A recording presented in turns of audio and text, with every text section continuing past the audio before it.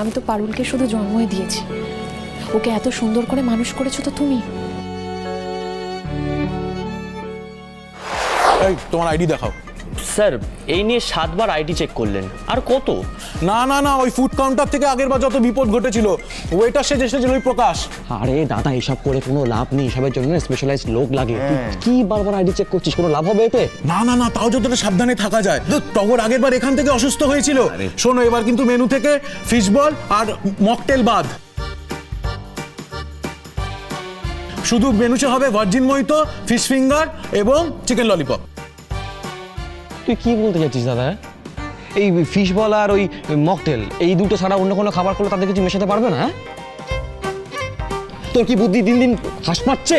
না না না, বিরোধীদের কথায় কান দেবে না, বিরোধীদের কথা কান দিয়ে লাভ নেই। আমি এই ডিপার্টমেন্টের এইচআর, আমার কথাই শেষ কথা। শোনো, আমি যতই খাই না কেন খাবার যেন কম না পড়ে। না না না, পড়বে না, তুই একটু শান্ত। দাদা দাদা আপনারা কাজ করুন। ভেরি সরি, ভেরি সরি, জান জান। এটা না তোর 12 নম্বর চিকেন ললিপপ, খাবার যদি কম পড়ে তোর জন্যই কম পড়বে। আস্তে আস্তে বল, তরিতা শুনে নেবে।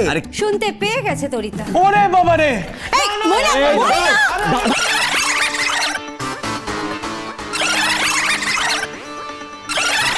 ময়না, ময়নাকে ধরো না। দাও এবার। উফ, ময়নাক, যাদের অনারে পার্টি তারা খেয়েছে কিনা দেখেছো একবার? ঠিক সেটা ঠিক। তো এখনো উপর থেকে রেডি হয়েও আসেনি, কি খেয়াল আছে?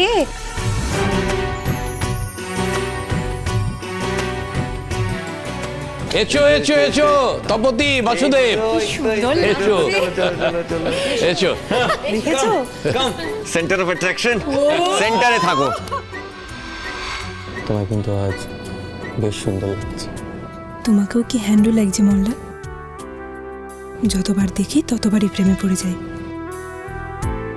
ভাগ্যিস জোর করে বিয়াটা করেছিলাম, নইলে তো ফসকে যেতে। যাক বাবা, টগরটা যে আস্তে আস্তে সুস্থ হচ্ছে সেটা দেখেও ভালো লাগছে। সত্যি রে, বাবা ভুবনেশ্বরের দয়ায় মেয়েটা তাড়াতাড়ি সেরে উঠুক। এইটুকু মেয়ে এত ভুগছে, ভালো লাগে বল দেখি?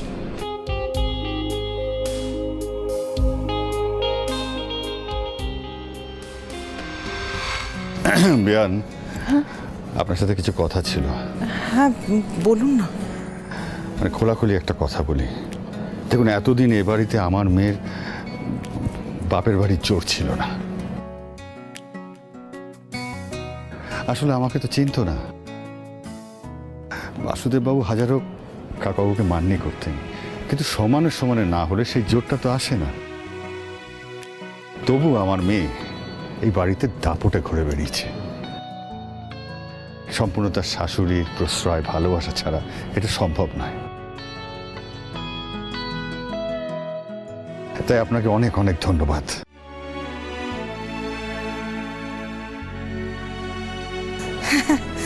হ্যাঁ, তা তো দেখতেই হবে।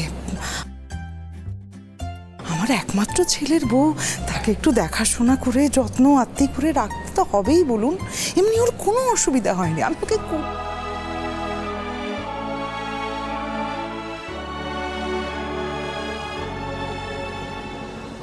মায়ের অবস্থা দেখ, বড়লোক বেআই পেয়ে একেবারে তোর মা গুলে জল। দাঁড়ো তো, সব বলে দিই। আর কি কি বলে একটু দেখি না, শোন। এই হাসছো কেন, হাসছো কেন, হাসছো কেন? কি মিস করলাম? না না না, নাথিং আঙ্কেল। মা ঠিকই বলছে, মা না থাকলে পারুল এই জায়গায় আসতেই পারতো না। এটা পসিবল। কি রে, তোরা কি গাল গল্প করেই কাটিয়ে দিবি নাকি? দেখুন দাদা, এতদিন কিন্তু আপনি আমার ছেলের বন্ধুর বাবা ছিলেন, কিন্তু এখন থেকে আপনি তো আমার বেয়াই। আর এখানে কোনো লজ্জা করলে চলবে না, পেট ভরে আপনাকে খেতে হবে। এই রান কি সব স্ন্যাক্স? আচ্ছা না, আমি নিয়ে আসছি, আপনি বসুন না দাদা, কেন দাঁড়িয়ে রয়েছে? আমি আনছি আনছি আনছি। Very caring she is. আপনি প্লিজ বসুন, প্লিজ। হ্যাঁ, কিন্তু গায়ত্রী কোথায়? এ কি বাবা মা, তোমরা দূরে দাঁড়ায় আছো কেন? এসো, উপরে এসো আমার সঙ্গে। আবার আমাদের ডাকছিস কেন? আমাদের ডাকছি মানে? চলো আমার সঙ্গে উপরে দাঁড়াবে। বাসুদেব, যাও না, মেয়ে তো ডাকছে। হ্যাঁ হ্যাঁ, যান যান যান। এসো এসো এসো, এসো বাবা। কই দেখি, এই তো বাবা, এসো। এই পারুল, এসব করিস লাই মা। এত বড় মানুষের পাশে দাঁড়ানোর যোগ্যতা কি আমাদের আছে? এসব কি বলছো তপতি? মা হওয়ার জন্য কি যোগ্যতা লাগে? আমি তো পারুলকে শুধু জন্মই দিয়েছি, ওকে এত সুন্দর করে মানুষ করেছো তো তুমি।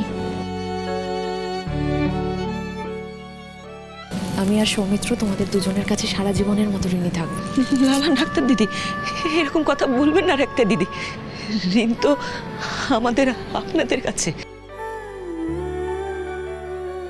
পারুলের মতো এরকম একটা পিঠে পেয়েছি আমি।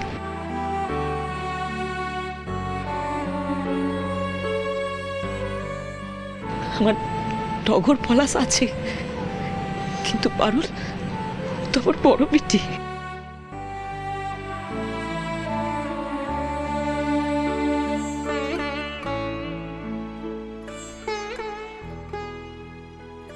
কাঁদছো কেন বলো তো? এই দেখো, দুই মায়ের আবার কান্না শুরু হলো। আরে আমাদের কান্নার দিন শেষ হয়ে গেছে। আমি এখানে সকলের সামনে দাঁড়িয়ে একটা কথা দিচ্ছি, আজ থেকে টগরের সমস্ত চিকিৎসার ভার আমার।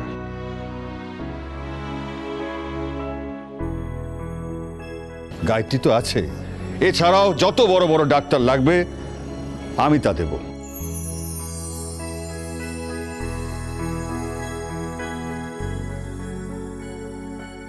ওকে দেন, চলো তাহলে এবার কেক কাটা হোক।